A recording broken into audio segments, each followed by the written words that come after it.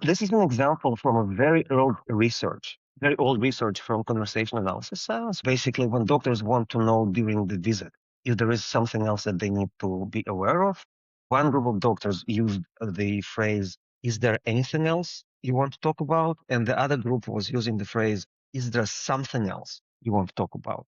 One word difference. Because in the English language, the word any or anything in a question creates a preference. It creates a preferred response. Is there anything else? Almost without thinking, kind of blurting out no. The preferred response to any is no. Preferred response for something, there is no preferred response. So you actually are much more likely to elicit the real answer.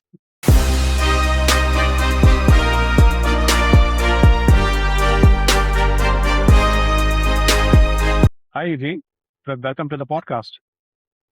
Thank you. For the people who are listening to the podcast, help us out with your introduction and tell us what you've been up to. Thank you, buddy. So my background is engineering, data science, machine learning, product management. I've been doing this over 20 years. Co-founded a couple of startups. Usually I'm in kind of early companies. And for the past 10 plus years, my sole focus was conversational AI and how to use conversations to make business better. And I've done this is the fourth time I'm doing it now. And one of the most amazing things was to observe how the technology that underlies those products have been changing. Like the first conversational AI product that I've done was in 2015, and just list the technologies that we used and algorithms that we used. Now it sounds like it might have been in 15th century. And we are talking only about what, like 10, 11 years ago. Yeah. So currently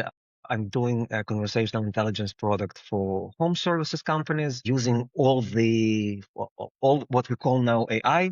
But between my co-founder and I, we have an agreement that on conversations with customers and prospects, the word AI will never come from our mouths. I was going to play a game that every time we use the word AI, we have to do a shot or like coffee shot, not a real alcohol shot, like a coffee shot.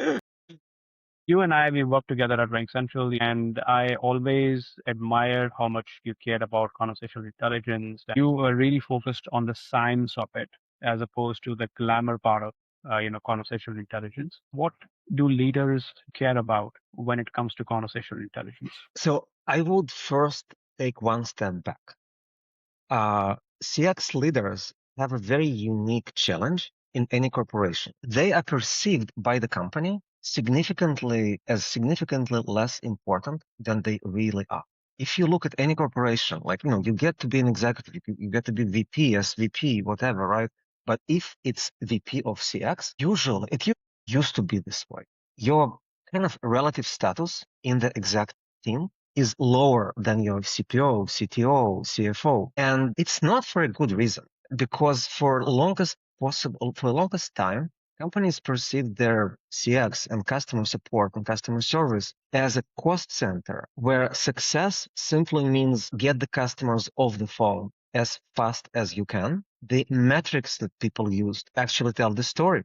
The word is deflection. At least it used to be deflection. Deflection is just like get them out. Right? Not solve their problems, not learn something, not make them happy. And when I worked for a company just before Ring Central, we talked to a lot of heads of CX that making the company understand what they actually do, what their work really means to the company was the major challenge. And this is where conversational intelligence provides a really good answer, because one of the most important things that CX does, like this is your sensor touching the reality for the company. The company gets the most unfiltered signal, how it's doing, what the customers want through the channels of CX. The problem was that until the technologies for conversational intelligence and analysis became available, how do you obtain this intelligence? Right? Like, as a head of CX, if you have, 500 agents, you cannot do every call. And even if you were on every call, what you would do that?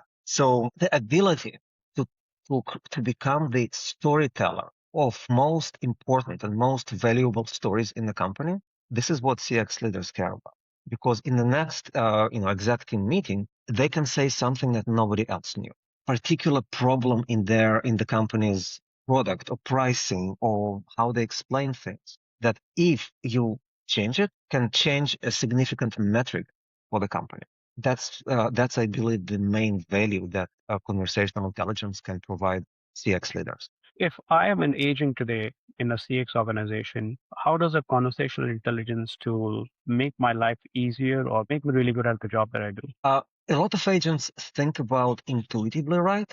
But it has to go beyond intuition. The only tool that they have is usually their words, right? Because, the easiest way to make a customer happy is to give them a lot of money or refund or coupons. Mostly agents cannot do that because they operate within a kind of narrowly defined policy. Well, and any company would go bankrupt if that was their plan for customer satisfaction. So given that the only tool that they have that they truly could control is their speech, it's understanding how human conversation works. Because human conversation is kind of like the analogy that I use is a dance or a boxing match, right? Where it's a sequence of well-defined moves where every move has a name. Every sequence of moves either can be done well or not well. And sometimes a very small change can break the result or make the result. Getting into specifics of that is something that agents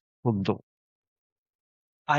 Just to be very concrete. Okay, so let's talk about, well, CX, it's both sales and customer service, of course, right? So let's talk about a very common use case in sales. When a customer is calling with some problem, and it can be whatever, it can be financial, it can be plumbing, it can be anything, right? Basically, I'm calling a company that provides expert service. I have a problem. I'm not an expert. I'm starting to describe what's going on. And of course, in every sales conversations like that, there is a discovery phase. So take one move in this. So imagine that, well, we're working with pest control a lot, so I'll use pest control example, but it's simply because it pops into my head. So I'm calling and I'm saying, okay, I saw five spiders in my basement. Okay. Some agents simply say yes, and they do it in a very well-meaning way. I heard you. Keep talking. That's a mistake because what you actually should do is, well, in conversation analysis, it's called formulation, but in everyday speech, it's probably a better word is a recap. It's repeating to the other person what you heard from them in your own words. And it's not waste of time because what it does, you're proving to the other person that you truly heard them. So doing this is better than not doing this. However, you can do this well or not well. So here's another example. On the same conversation, when the customer reports their problem, you can detect some kind of level of severity. And as an agent, you have to match their level of severity in your recap or in your formulation. If you go up or down, it's a mistake. Here's why. If I'm saying I saw five spiders in the basement, and actually this is an example from an actual call from a customer, and the agent says, okay, you saw spiders, so you're dealing with an infestation. And in half a second, you saw how the call went cold. Why? If I'm a customer and you're the agent, I said five spiders, my severity is here. You said, oh, infestation. You're way here. I lost the trust. What I'm thinking now, even if I'm not thinking this explicitly, is that this guy or girl is gonna sell me really hard. They're not on my side. However, the mistake the other way, right? I'm saying, oh, I saw five spiders. I think one of them might be a black widow. I'm really worried. My severity is here, and the agent says, okay, you saw five spiders, okay, and completely misses my kind of emotional state. Okay, severity here. What do I think now, or what do I feel now as a customer? This guy or girl doesn't get me. They don't even care. All of that, and you see, it's like one example where we're talking about just few words, and yet we have done research on all our customers' conversations, and you see that we're talking about 20-30+% of difference between doing it well, the difference in the final conversion rate between doing this and not doing this. So as an agent, learning all of those moves, coaching yourself, noticing this, reading books, taking notes is the single thing that you can do because your speech is your superpower, is actually your only power, and you can do it much, much better than an average person. Yeah. I think one of the examples that you shared a few months ago was a conversation in the doctor's office. That at the end of the conversation, the doctor says, Is there anything else you would like to talk about today, or something to that effect, right? But the words that they Yeah. were using, it had a huge impact on the patient's mental state or Yeah, how the so this is conversation would actually flow. this is an example from a very old research from conversational analysis science, right? Where it's exactly what you said, right? Basically, when doctors want to know during the visit if there is something else that they need to be aware of, right? One group of doctors used the phrase, "Is there anything else you want to talk about?" And the other group was using the phrase, "Is there something else you want to talk about?" One word difference. And I don't remember the exact number, if difference in percentage of people saying yes, but it was 20 or maybe even more, right? And why? Because in the English language, the word any or anything in a question creates a preference. That's another thing from conversational analysis. It creates a preferred response. Is there anything else? Almost without thinking, kind of blurting out no. The preferred response to any is no. Preferred response for something, there is no preferred response. So you actually are much more likely to elicit the real answer. Now, the problem is that all of this conversational analysis science have been in existence since either late 60s, maybe early 70s, but it was done completely manual with labor of many graduate students, which means that if you take this doctor office example, there are probably thousands, tens of thousands others that simply were never uncovered because it was too complicated, too expensive, and too slow to do so. Is there any book or CX news that you have recently come across that really excites you? So the book that I in a standard way recommend to anybody in CX or any area that relies on conversations is Talk. It's like literally Talk, one word title. The author is Elizabeth Stocco. She is one of the prominent professors in the area of conversation analysis. Currently, she's professor in the London School of Economics. It's a very thin book. It's literally no thicker than this, and it has a absolutely beautiful, very readable and captivating introduction to this science with a lot of real examples. If you are both a CX leader or a rep, reading this book is time well spent, both for entertaining purposes and educational purposes. I mean, I have read the book and I just feel that it's fascinating. Eugene, if someone were to find you, how do they find you? The easiest is LinkedIn, simply because for the past several months, we have not been particularly loud because we were building the product, working with design partners. Yeah, but LinkedIn is the best way. Amazing. Thank you so much, Eugene. Thank you so much for your time. And, we'll talk to you soon. Thank you, Vadi. It's been a pleasure. Thank you. Take care.